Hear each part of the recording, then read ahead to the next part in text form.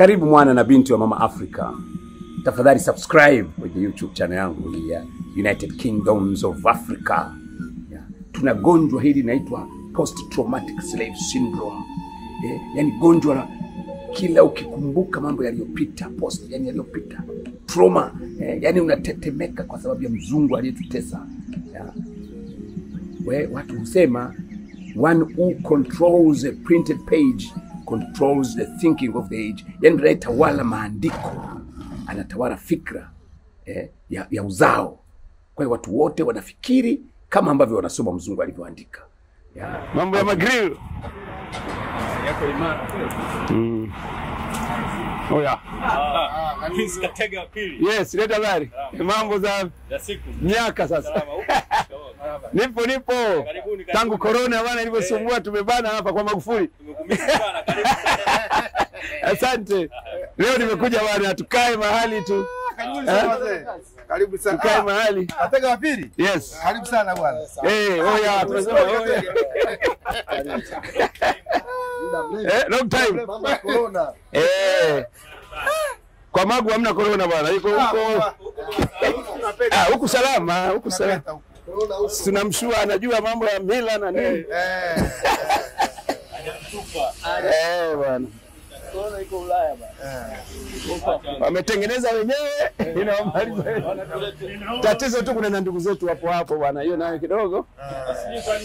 Lakini tunawaambia inabidi nao wakapige nyungu nini. Wangekuja kwa Magufuli akaelekeza utaratibu wa nyungu nini wakapiga nyungu. Mbona wangekaa vizuri? Au sio? Sasa wabishi wale. Mungu kwanza. Za siku nyingi jamani.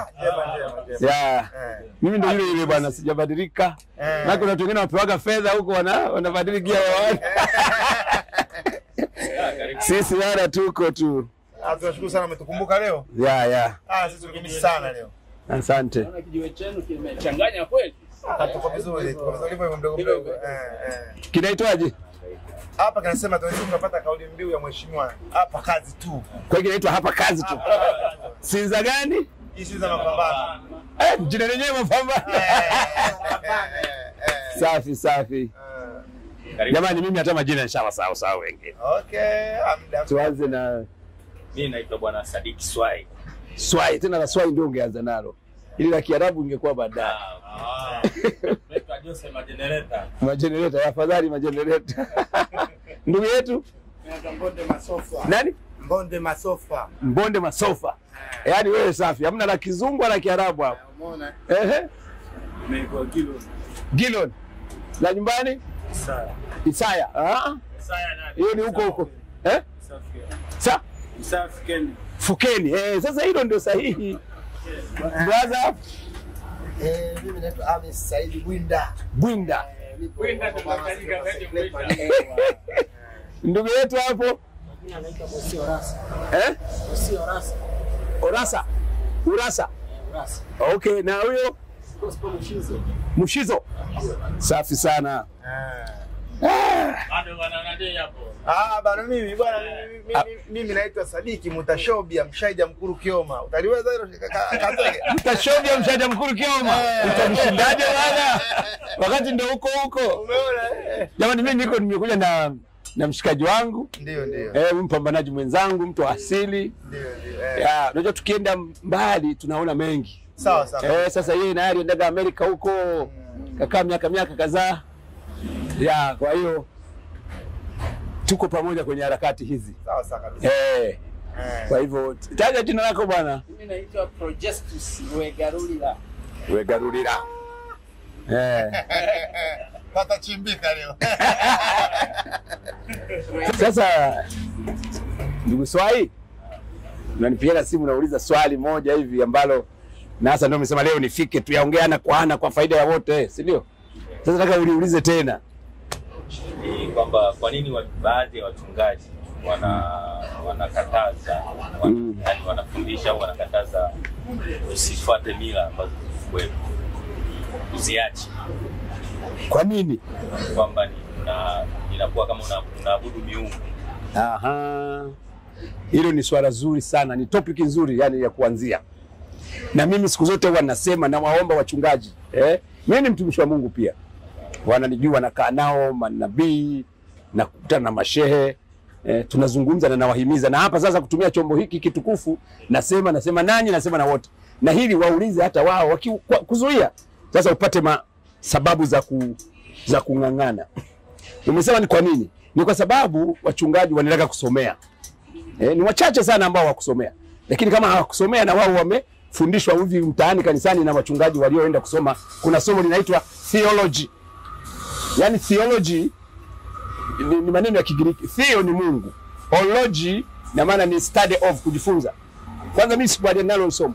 Yani study of God, unajifunza Mungu. Sasa hadaye kufundisha Mungu yeye ni Kwa hivyo wamesomeshwa hivyo kwamba lazima mzuie.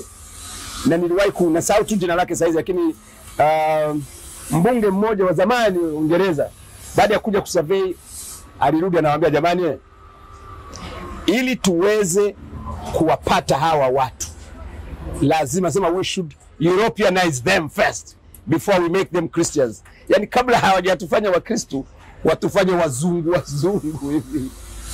Kwamba wamesema wana mila nzuri sana, wanaipenda, wanaheshimu jadi yao, utamaduni wao, na unakwenda vizuri.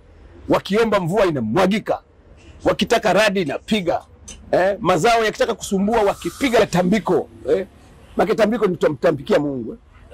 Lakini tunahusisha na wale wazee wetu, mizimu yetu hai walioondoka, watakatifu. Sababu wao wanaita watakatifu, wa kwetu wanasema mizimu. Yote ni mizimu tu, si ndio? Kwa hivyo wakaona kwamba hawa watu hatuwezi kuwaingiza kwenye dini yetu, kwa sababu ni kama vile tayari wana dini ya kwao. Huku wanamuita Mungu Kyara, huku Imana, Kurua, Nguruvi. Sasa tunawaleteaje hii issue?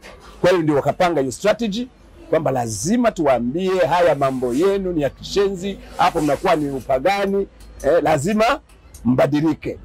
Lakini Mungu tulikuwa tunamjua. Kwa hivyo ninachokijua mimi kwamba watakatifu ni watu ambao waliishi maisha ya kumpendeza Mungu.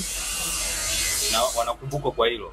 Ndio. Kwamba hao ni watu ambao waliishi kwa kumpendeza Mungu. Na mababu zetu ambao ndo wanaitwa mizimu, nao waliishi kwa kumpendeza Mungu sana. Na tunawakumbuka. Tunawakumbuka kama wanavyokumbuka watakatifu, kama leo sikukuu ya mtakatifu fulani. Wale zetu tunakwenda kule tunawakumbuka. Ndio. Ile ibada ambayo inafanywa hapa kanisani kukumbuka mtakatifu fulani, na sisi kwenye mila ndio ile tunayofanya, labda tunachinja mbuzi. Pia kuna maneno, lakini kwanza tunamtanguliza Mungu. Ndio. Kwa hiyo unaposema ni kweli kwamba, kwa hiyo ni kweli. Sasa ili mtu aweze kukutawala lazima ufuate kitu cha kwake. Na zaidi hapo walichotaka zaidi tiba yetu ya asili. Sasa wao wana viwanda, pharmaceutical companies kwao wameweka watengeneze dawa ili watuuzie. Sasa mkiendelea na mambo yenu, Mungu wenu anajibu haraka. Mkitaka mtu anaumwa, nyinyi sio lazima mpaka muende kunywa dawa. Mnafanya hizo mila zetu. Sasa hawezi kufanya biashara, kwa hiyo wakaona wafuta kila kitu, watuombee kwenye reli yetu, na kweli wamefanikiwa. Nimetoka ukihesabu hospitali zilizopotoka, nilipotoka huko Bongo mpaka hapa ziko kibao. Tunaonekana huwezi kuishi bila hospitali, wakati tumeishi bila hospitali kwa miaka milioni 4. Lakini leo kila nyumba, kila siku lazima kuna vidonge. Kwa hiyo hiyo ndio sababu. Na mimi najua wachungaji wetu na maaskofu na makardinali na wainjilisti wakilisikia hili ikawaingia akilini kwamba sasa huyo Kyara ni nani? Si ndio Mungu? Sasa unasemaje vile? Mimi swali langu nilikuwa nasema wasiwasi wangu na mashaka. Umetufundisha kidogo hapa kinyume katika kuelewa. Zamani tulikuwa hatuna dini, tukaletewa kitu kinaitwa dini. Na hapo tulipoletewa dini ndio mkasa vikaanza kuibuka visa. Wakatutoa kwenye utamaduni wetu, wakatupeleka kwenye utamaduni wao. Sasa mimi ninachojiuliza, utamaduni sasa hivi tumemjua Mungu, na utamaduni wetu wa mwanzo huku ulikuwa utamaduni sahihi katika tamaduni hizi mbili. Sasa kwa sababu umetumia neno sahihi, hakuna ambacho sio sahihi. Na ninaposema hapa naongea na Waislamu, naongea na Wakristo, najua hizi dini zingine sio kama wanasikiliza watu wa Krishna, watu wa Buddha, wa Mabohora, kama watakuwa wanasikiliza. Maki Tanzania tunazo dini nyingi, tunajua mbili tu. Unaona? Ni kwamba hata watu wanaulizana maswali. Sasa wewe unavyosema tusikatae wa pili. Sasa tufuate dini ipi? Dini ipi ni sahihi? Hakuna dini sio sahihi, hakuna iliyo sahihi. Au tuseme hakuna ambayo sio sahihi. Dini yani ni mfumo wa maisha. wasiwasi wangu na mashaka yangu ambalo ndio napiga debe sana kama hapa, mtu kukuachisha mila yako, hiyo ni mbaya ya? Kwa hiyo kwa mfano Wahindi, ushawahi kuona Muhindi? Si unajua Wahindu, ushasikia Wahindu unaona mama hekalu yao, unaweza kutana mtu anasema naomba ujiunge na Wahindu rafiki yangu kwenye dini yetu, hawezi. Au Masai Masai unamwona anafanya vitu, hawezi kukubembeleza eti ujiunge. Sasa hiyo ndio mimi nasema, ukiona mtu anakubembeleza ujiunge kwenye mfumo wake, ana agenda nyingine nyuma yake. Sisi tunaweza kuleta dini tukawa Wakristo, haina problem. Mimi mwenyewe ni Mkristo, lakini nasema ngoja nikimaliza kidogo, hata wakiniuliza nasema I'm an African Christian. Mimi ni Mkristo Mwafrika. Kwa hiyo Ukristo naupenda sana, lakini ukiingilia mila yangu, ukanizuia mimi babu yangu Katega wa kwanza eti nisimheshimu, hapo nasema samani, Ukristo wako enda nao. Kwa sababu wewe unasema Ibrahim, Yakobo, Isaka, lakini mimi nasema Katega Barakuliabu, Teja ya ng'ombe, Nyakashenge, Vitege Koka, unasema au hapana. Sasa hapo, kwa hivyo Mungu tulikuwa naye. Kwa hiyo dini ya Ukristo ni nzuri, ya Uislamu ni nzuri, lakini wanachokosea, wapi mfano mzuri? Nimesikia watu wakijiita hapa majina ya wewe unasema nani? Hamisi, unaona? Hamisi nyingine? Hamisi Said Bwinda. Sasa unaona mawili mtanguliza ya Kiarabu. Walikwambia ni ya Kiislamu, sio kweli. Unaona hapo anapoharibu. Uislamu ni mzuri, lakini unapotulazimisha kwamba Bwinda, hilo sio jina la Kiislamu bana. Uitwe Hamisi, huyu aitwe sui Jacqueline, Joseph. Ni kwamba kabla Yesu hajazaliwa Mathayo alikuwa Mathayo. Sawa? Kabla mtume hajazaliwa na babake kuzaliwa Muhammad alikuwa ni Muhammad. Sawa? Kwa hivyo wao hawakubadilisha majina. Kwa hiyo yale sio majina ya Kiislamu, ni majina ya Kiarabu. Kwa hivyo Uislamu ni mzuri, lakini usiingilie mila yetu, usinizuie kwenda kufanya tambiko nyumbani, usinizuie kula kunywa dawa. Muona Mheshimiwa Magufuli akasema pigeni nyungu, wao bado wanakufa, sisi hamna barakoa hapa. Ya? Kwa hiyo hivyo unasemaje ndugu yangu? Kabla hujaenda hapo nikwambie. Yawezekana unachotufundisha kwa muonekano ukiwa sahihi au sio sahihi. Mimi nikienda nikasema nikamuita Mungu wangu Kiara. Hana majibu.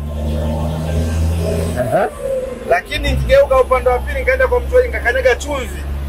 Nilikuwa sina ajira, nikapata ajira. Nitaelekea wao. Sasa tena umejibu. Umeona? Akakanyaga chumvi natoka wapi Israeli? Hapa. Sasa wazee wetu ndio walikanyaga kachumvi. Unaona? Wazee wetu walikanyaga chumvi. Ndio maana hata mimi namheshimu sana. Huyo harusi na wapanja pikipiki wanakuja. Kuna mtumishi wa Mungu huko anaambia kanyaga mafuta. Nasikia juzi akamwambia njoo na udongo. Sasa hiyo ndio mila yetu. Sema tu inawezekana anakosa ujasiri kidogo kwa sababu watu vichwa vyao sasa vinasema usiposema Yesu sasa unakuwa hauko sahihi. Mungu huwezi kumbana kwenye box dogo. Kwamba hapa no. Na wazee wetu walivyofanya, sio walifanya hivyo. Wanakula chumvi, wanaoga maji ya mtoni alfajiri kukipambazuka kwenye mbaramwezi, wanafanya tambiko mwezi ukiandama. Yes, ya kufanyia mambo. Na kanisa si sehemu maalum pia. Kwa hivyo hebu jazia hapo. Mimi nataka nijue hapa kama kuna mtu anajua lugha yake ya nyumbani. Au wote unajua Kiswahili tu ambacho tulikuta mjini. Wewe mimi lugha yangu ya nyumbani najua. Mwingine mimi pia najua. Unaweza kuiongea moja kwa moja. Waulize watoto wao je? Je, watoto wanajua? Watoto wanajua. Sasa kinachotokea watoto wako kama hawajui hiyo lugha, ina maana utawafundisha kile unachopata huko Dar es Salaam. Sasa hicho unachowapa watoto ndio watakuwa nacho hicho. Kwa hiyo wale wazungu walichofanya walihakikisha kwamba watoto wanajua vya kwao. Ndio maana tunapeleka siku kwenye international school, wanajua vya wazungu, vya kwao vya nyumbani hawajui. Kwa hiyo ndio chanzo, na mimi napenda kwenye watoto. Hawa watoto tuwakazanie, ndio hao tuwafundishe mila zetu. Tuwape utaalamu kama ni dawa, wajue hizo dawa. Kama ulikuwa unatumia mti fulani kutibu tumbo, mvurugiko wa tumbo, uweze mtoto wa miaka 15, 20 anaweza kutumia huo mti mpaka anakuwa mzee. Kwa hiyo shida tulionayo ni kwamba tumechukua hivi vya wazungu tukasahau vya kwetu, na vya kwetu ambavyo vina nguvu kuzidi vya wazungu. Samahani nikukatize. Na lakini hapo ni mfumo wa maisha. Mfumo wa maisha ambao tunaoishi ndio unachangia sana kupoteza mila. Maisha ya mjini. Maisha ya mjini. Kwa sababu wengi sana unatoka vijijini unakuja mjini kutafuta maisha. Sawa. Unapokuja huku umefanikiwa, umepata kiwanja, umejenga nyumba, umeoa, umezalia watoto. Kwa hiyo sasa tayari una kazi sasa mbili. Una mji mjini na una mji kwenu. Sasa kuna mambo mawili hapa. Unaweza ukaloea mjini kule mila ukaziacha. Na kwa sababu hakuna mtu akusupport kwa bwana hivi, mwisho siku baba amefariki, mama amefariki. Bibi hamna kule nyumbani, hamna babu. Kwa maana hiyo kule tena kunakuwa na mtoto wa mjomba, si mtoto wa shangazi. Watoto wameshaisha hapo. Na maana mtu akukuongoza tena wewe kwamba njoo kuna mila hakuna. Na watoto huko umezaa wanaendelea kukua. Wale watoto sasa kama wewe mwenyewe tu mzazi international school. Kama wewe mzazi mwenyewe tu. Kwa wazimu huko. Mzazi mwenyewe tu hujui mila za kweli. Mtoto wako atafundishwa na nani? Sasa nilisema kidogo. Mimi hapo nilitaka niseme. Ukitoa sisi tunaokaa mjini. Ukaenda mimi nikotokea huko kijijini. Ukamchukua mtu wa umri wangu. Je, mila haijui? Nani anatufundisha mila zilizosahaulika? Ina maana mtu kutufundisha mila tulizozisahau mpaka dakika hii. Sidhani kama Prince Katego wa pili atatufundisha au atatufundisha. Ndio maana sisi ndio maana time ishakuwa too late. Ngoja achangie. Ushakuwa na miji yetu. Nenda kuchukua na baadhi yao kijiji unaleta huko. Unaelewa? Ndio. Huko zile mila ambazo zinafanyika kule hapa hawezi akajifanyia. Ndio. Kwa sababu kuna sehemu maalum za kufanyia zile mila. Kwa maana hata wazazi pia wamechangia na hizo bila kupotea. Sawa. Sasa najibu swali yote mawili na hasa huyu. Kabla hujajibu ungetupatia ni Mike. Huyo mzazi unamtoa kijini kumleta hapa mila haijui. Kama tunataka ile mila yenyewe. Sababu tunaongelea miaka rukuki ambayo nataka kukujibu na jibu lako kabisa. Na ndio maana tunafanya hii mijadala. Tunataka kwanza leo ngoja nimalizie. Nimeshajua point yako. Kweli kwa sababu sinatembea, mimi natembea na kila mahali mnapoona siko hapo, sio kwamba niko town. Tunazunguka. Sawa. Tunakwenda kweli watu wa umri wako kama unavyosema, hawajui. Kwa sababu Ukristo kwanza umekuja hapa miaka 150 karibu na 5 iliyopita.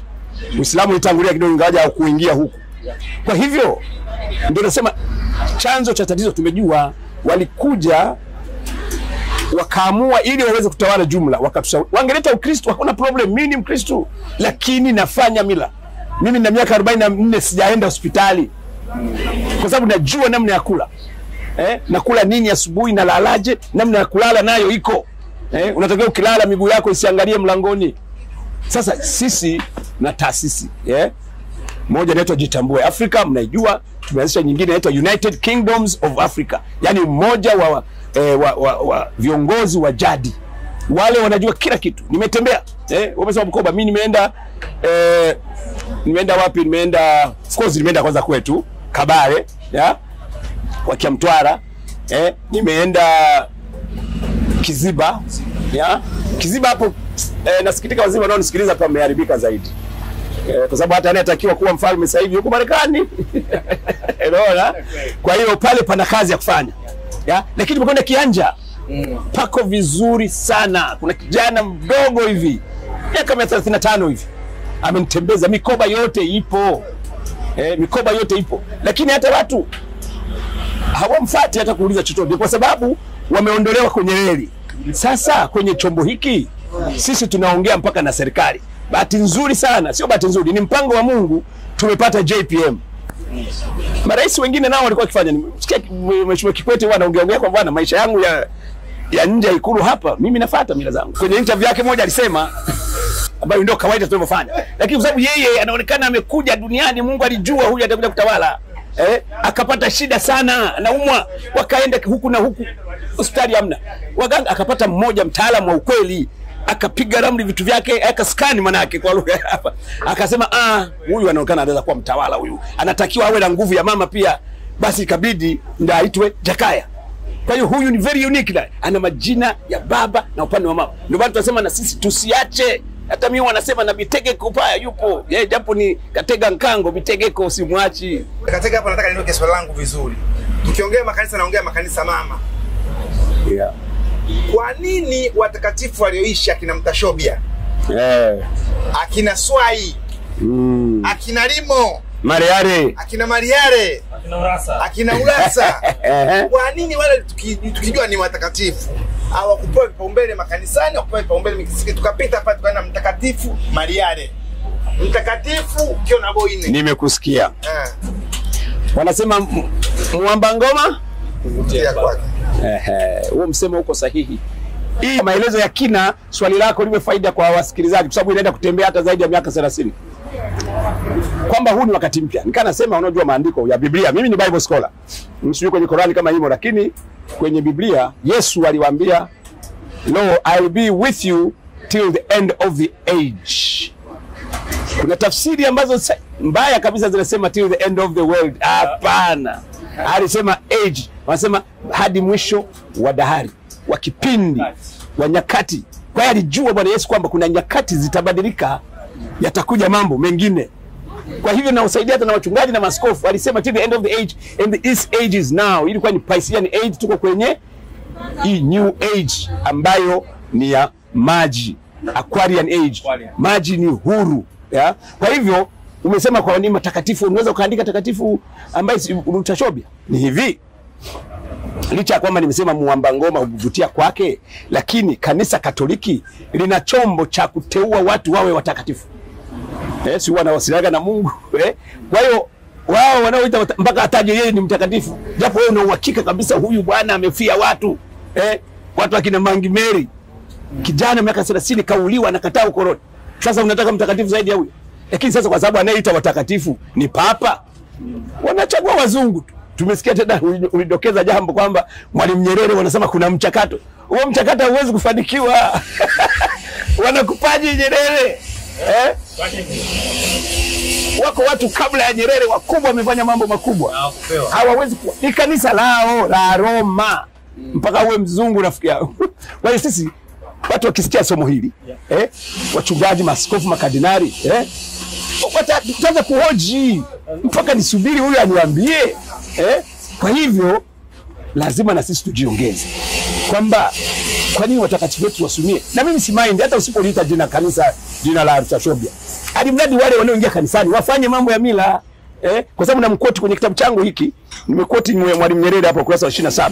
Na himiza mpate copy hizi jamani. Alisema hivi, asema nchi hii hotuba alitoa 9 Disemba 92, mwaka mmoja baada ya uhuru. 62. Alisema nchi isiyo na sanaa yake ya asili ni mkusanyiko wa watu tu ambao hauna roho. Very sensitive. Asa ni mkusanyiko wa watu. Mnaita taifa kama hamna asili yenu. Sasa alisema hili ndio amekuja Prince Katega wa pili. Sasa tunaanza kwa haya aliyoyasema hakupata mshirika wa kuchukua. Lakini yeye alikuwa na mambo mengine ya kufanya. Lakini wakati ulikuwa hujafika ndio akwambia siku zile haikuwezekana. Mind yetu ilikuwa haijawa sawa. Sasa alafu sasa tumeanza kuona ushahidi. Tumepata JPM. Naye nitamnukuu hapo, wewe naye amesema hayo. Anasisitiza mambo hayo kwamba lazima tuthamini mambo ya kwetu. Tusipothamini ya kwetu tutaendelea kuwa, alisema hivi. Na ile ya Juni 2020. Alisema tunamshukuru Mwenyezi Mungu sana kwa kutuepusha na ugonjwa huu wa corona. Mambo yanaenda vizuri. Tusidharau dawa za kienyeji. Tusidharau hata kidogo. Anasema uchawi tu ndo mbaya. Kwa hiyo alihimiza huyu mtaki kusema sana, lakini anasema hata ongeze na budget kwenye kitengo. Mambo yamebadilika. JPM hata juzi tu hapa wakati sikukuu hizi za mwaka mpya na Christmas, akasema anajua tu mtapata nafasi kwenda nyumbani, wengine wakafanya tambiko. Rais anatamka neno tambiko, linakuwa recorded. Haya usingeweza kusema. Mwalimu Nyerere alijua, lakini wakati ulikuwa haujafika. Kwa hiyo wakati ndio huu. Ya, kwa ndio maana nasema twende na Prince, tena natamani ili tuliseme yote pamoja. Sema twende na Prince Katega wa pili. Twende na Prince Katega wa pili. Mitaani. Ili tukombolewe. Tukate minyororo ya mzungu iliyokaa vichwani kwetu. Yes, ni hilo tu. Sasa ulikuwa unasema wazee wetu hawajui kule. Mimi nimefanya research, nimeambia wafalme wale watemi. Nimekwenda Bukoba, nimekwenda huko, nimezunguka, nimekwenda Tabora kwa Fundikira, tumekwenda mpaka Moshi, kama nimekwenda kwa pale Old Moshi, kwa Mangi Mary, nimekwenda kwa Mangisina, nako naomba mfuate jamani. Kwa Mangisina Ikulu haipo, hata kwa Marehare Ikulu haipo. lakini bado wanafuatilia. Sasa wakisikia maneno haya matakatifu watafanya na wachungaji wataacha kusumbua. Sasa please Katege. Yeah. Sawa, tumeshagundua kwamba tunapotosha. Yaani tunaondolewa kwenye mila zetu. Tumeshagundua hivyo. Yeah. Yes, tuchukue hatua gani? Nini cha kufanya ili tuweze kurudi?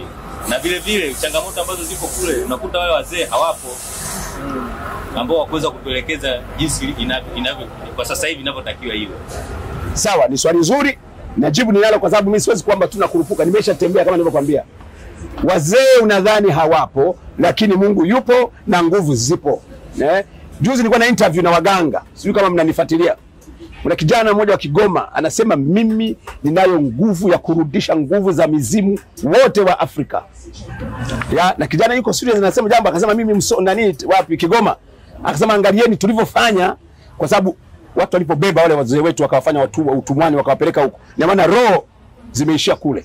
Akasema tumerudisha. Lakini tunahitaji tuende kila kingdom, kila koo, kila kabila tuziactivate. Unajua hata ukiwa na simu unaweza kuweka vocha, kama hujaactivate haifanyi kazi. Kwa hiyo tunao wataalamu ambao wana uwezo wa kufufua hizo nguvu. Lakini pia wale watemi ambao unawatembelea, nimekwambia hili shirika langu jipya linaitwa Umoja wa Viongozi wa Mila, Kingdoms, na hapa ni kwa ajili ya Afrika, kitu tunaanzia Tanzania. Wale wana mikoba yote, mimi nimekwenda. Kwa hivyo haisumbui. Ila sasa serikali ikitusikia wakahakikisha afisa utamaduni wa wilaya tukatembea nao wakaenda. Nilienda hapo Dodoma kwa King Mazengo wa pili. Nyumba yake inasikitisha sana. Lakini tuna afisa wilaya pale. Kwa hiyo tunatakiwa tufuate ninachokisema. Ndio maana nasema tukienda na Prince Katege wa pili, tutakwenda na viongozi kwenye mfuko wa utamaduni. Wakati tunaandaa katiba ya mfuko huu, nakumbuka mfuko huo umechangiwa na nchi za Sweden, Norway na nchi yetu Tanzania wanachangia. Kwa hiyo ni mfuko wenye hela. Sasa wakati kuandaa katiba, mmoja aliuliza, huu mfuko utamfaidisha nani? Mmoja akasema, je, na wachawi wanaruhusiwa kuja kuchukua hela? Kipindi kile alikuwa kamishna Ndagara, sijui sasa hivi kwa. Alijibu akasema, endapo mtu ana nguvu kama hizo mnazosema za uchawi, lakini akajitokeza hadharani, anahitaji hela kuendeleza hizo mila zake, naye ataruhusiwa kuchukua hela.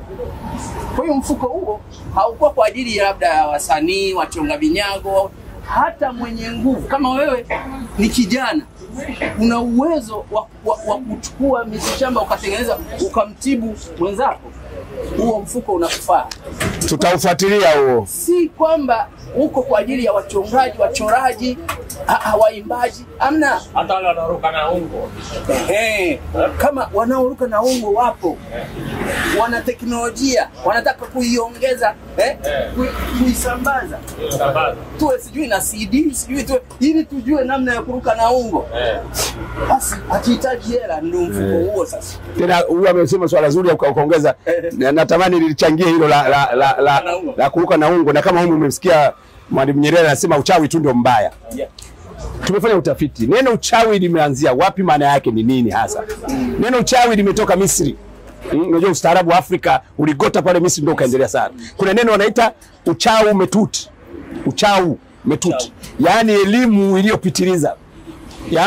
Sasa sisi tulivyoliazima hilo neno, tukaamua tu kwamba ile elimu iliyopitiliza inaposababisha mambo mabaya tuite uchawi. Hauna shida, si mnatunga neno tu. Lakini siri ni kwamba ni uchawi uliopitiliza. Sasa na hili nimefurahi umeliongeza. Hatutofautishi uchawi na uganga. Mchawi ni mtu anayetumia utaalamu uliopitiliza kufanya mabaya. Kwani hospitali hawatoagi mimba madaktari? Kwa hiyo ni wachawi hapo. Huo ni uchawi. Sawa sawa. Lakini ukizalisha, kwa hivyo sasa mganga. Kwa hivyo tuna tofauti. Mimi nafuatilia sana waganga na wafuatilia, wachawi na wafuatilia. Ndio maana kwamba najua usilale miguu yako imeangalia mlangoni. Yaani kama vile umetoa license ya kubebwa. Kama unasikia leo geuza kitanda. Hata usipogeuza kitanda, geuza mto tu. Kubebu rafiki yangu kama lakini kweli mjini kule huwezi kulala, kitanda vyote. Huwezi kulala. Kwa hiyo wachawi tunawatembelea mnafanyaje? Lakini wachawi nakwambia, kama kuna watu wenye elimu hii wako 500, wachawi labda 3. Sema ukiona mtu amepaa ungo unadhani kuroga. Hapana, ni usafiri. Mbona wazungu na ndege zao wanarusha mabomu? Hatujali. Tena wanatuona mafuta na nini. Lakini sisi hapa mtu akiruka na ungo hapa anachoma moto. Anachoma moto. Wakati ni mtu katumia teknolojia yake ili wewe mwenyewe uwezi. Sasa Sikataka mimi naomba na nimazie tu hapo. Kenya sasa hivi wameanzisha chuo kikuu, wanasema tunaenda kufundisha uchawi. South Africa tayari ni neno tu hivyo, lakini wao wanatumia neno ya uchawi umetuti, yani elimu. Sasa hawa lazima serikali wakumbatie, jamani. Nyinyi mnasafiri na ungo. Ingekuwa support ipo kama watu wanaruka na ungo na nini. Kwa sababu wazungu pia waona hivyo, wametutia tena ujinga ili tuwapinge tena. Tunajipinga sisi wenyewe. Kwa sababu ingekuwa labda zile mila kama hizo zinapata support na zinaendelezwa kama zinavyokuwa. Ungekuta haya magari sisi hamna. Kila mtu hapa kaja na ungo. Unapaa tu. Sasa Prince Katega mimi ndio maana tumekuja kufanya kazi. Kuna mila zinaitwa mila mbaya. Ndio sikiliza. Kuna mila zinaitwa mila mbaya. Sababu ya mzuru mtu. Tunaambiwa mabaya yake lakini pia kuambiwa mazuri yake. Kuna watu wanaitwa Wakuria, mikoa ya wote wanakeketa. Hili jambo serikali inatumia nguvu nyingi sana kuweza kukeketa. Ni ubaya. Kabla imefikia kukeketa, ana faida au ana hasara? Kwa sababu kama ni mila ilikuwa nzuri, kwa nini leo inaonekana ni mbaya? Kipindi kile kwa nini watu walitaka kukeketwa, watu wengine wakafunzwa unyago wakatailiwa? Kwa nini leo iwe mbaya? Mwanzo alioigundua alikuwa mkusudia mabaya, alikuwa mkusudia mazuri. Leo serikali inaingiza hela nyingi sana kukamata watu kwa wekeza ndani, anaambia watu msiwakekete. Lakini hao wanaokeketwa uwezeshaji kukaa naye kwa muda anapata faida gani? Tunaongelea madhara tu. Faida tuzongelee. Ili nzuri. Mimi huwa nasema siku zote, mtu anayenifuatilia, siongeagi jambo kama sina ushahidi wake 100%. Mimi sifundishi imani.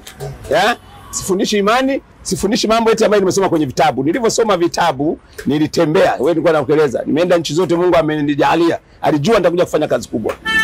Tumeenda Misri mara 2. Watu waendage wanazuia eti kwa Farao. Wakati huko ndo kwenye habari njema. Unaona? Wale ndio wameanza kusali kwa Mungu mmoja. Kina Kenaton. Hekalu yako. Neno la Mungu lipo. Kisoma zile vitabu wanaita Coming Forth by Day and by Night. Ngali wazungu wakaita Book of the Dead. Wameandika dawa zote, wameandika namna ya Mungu, malaika, kama hapa wanavyosema miungu. Hakuna miungu, sisi tuko na malaika nasi. Au tunaita mawaziri wa Mungu. Wewe kwetu huko kuna mama anaitwa Nyakarembe. Au sio mizimu, au ni wachwezi, ni mawaziri au malaika wa Mungu wa kufanya kama wanavyosema malaika Jibril. Ni waziri wa habari, anamletea habari Mariam na Mtume Muhammad sallallahu alaihi wasallam. Sasa wa kwetu wanaita. Kwa hiyo ni lugha tu. Sasa la ukeketa ndio nasema sitaliongelea kabisa kwa sababu sio gumu, sijalifanyia utafiti. Lakini najua watu wakifanya utafiti vizuri. Alafu kuna tatizo la utafiti. Ndio maana nasema hata mimi nilikuwa najidhamini mwenyewe.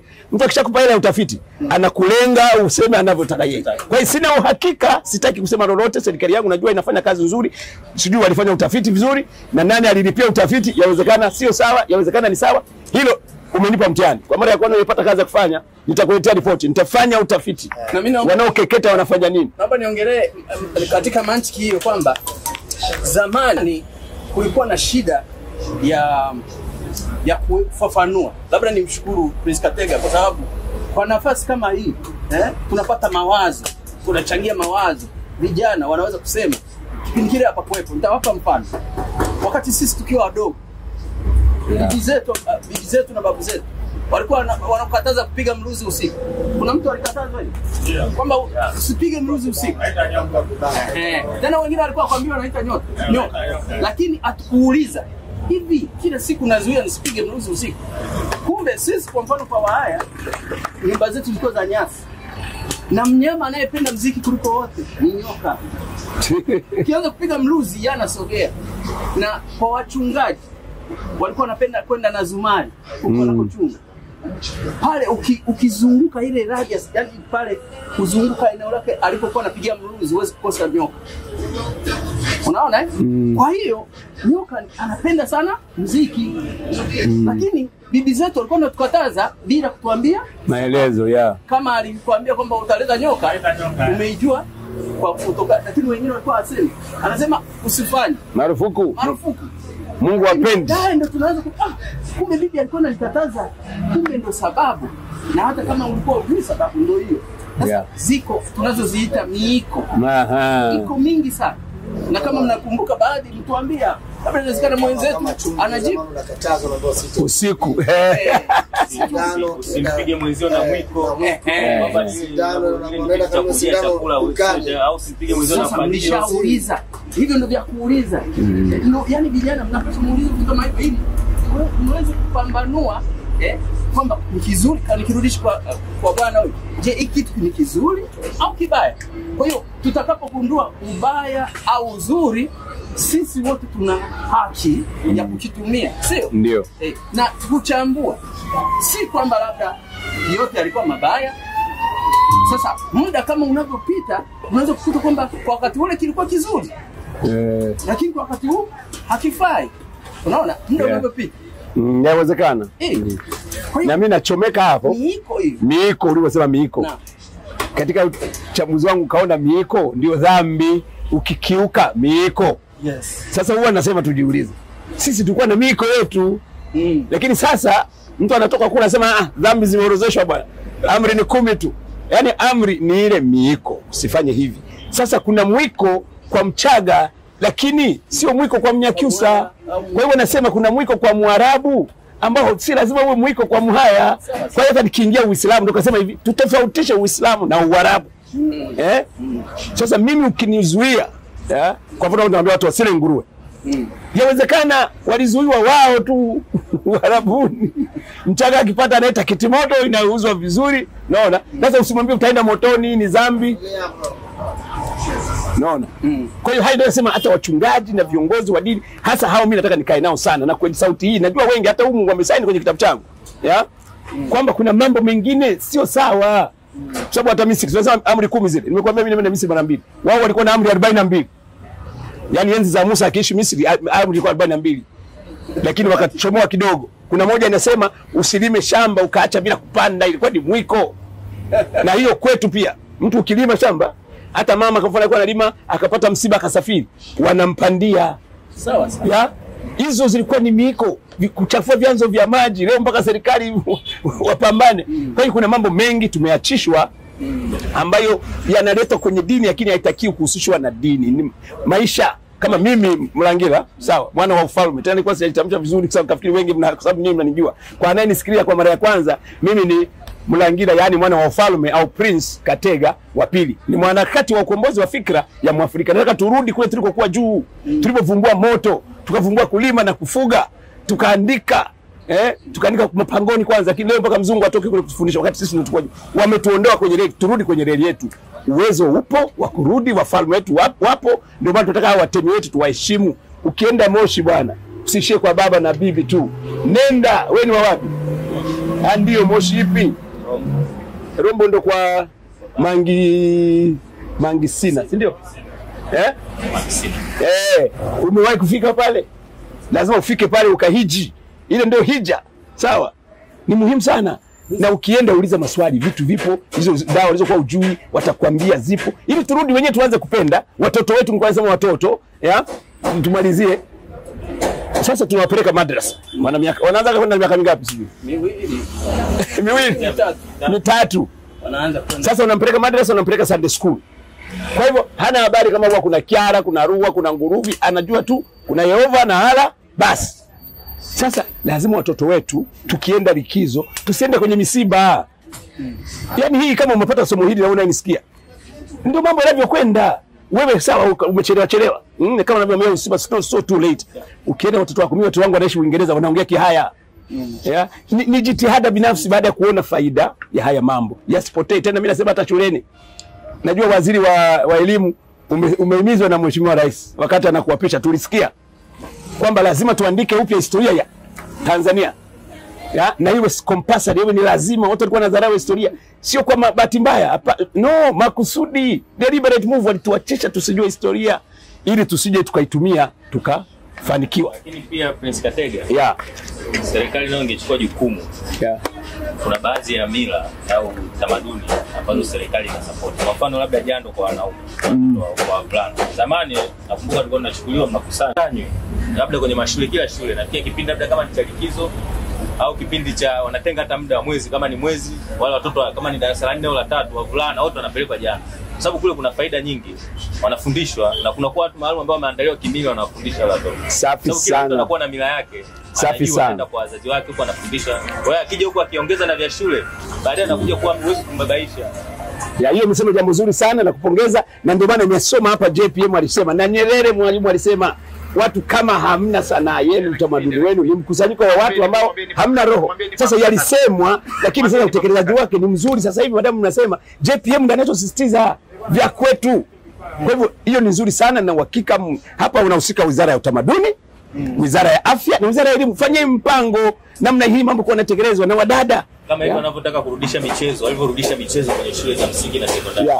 Jamaa tayari wameshagundua kuna kitu ambacho watoto kwa kina miss. Mimi katika hapo nilikuwa na kuongezea kitu moja. Wale watu walikuwa wametaka kuleta unyago hawakuwa na nia mbaya. Leo hii dunia inahangaika na mashoga. Umeona? Maana ya unyago ilikuwa mkienda kule unyagoni, yule mzee ataona mtoto, ili jambo linaweza likamletea hatari baadaye. Wakapewa dawa kule kule.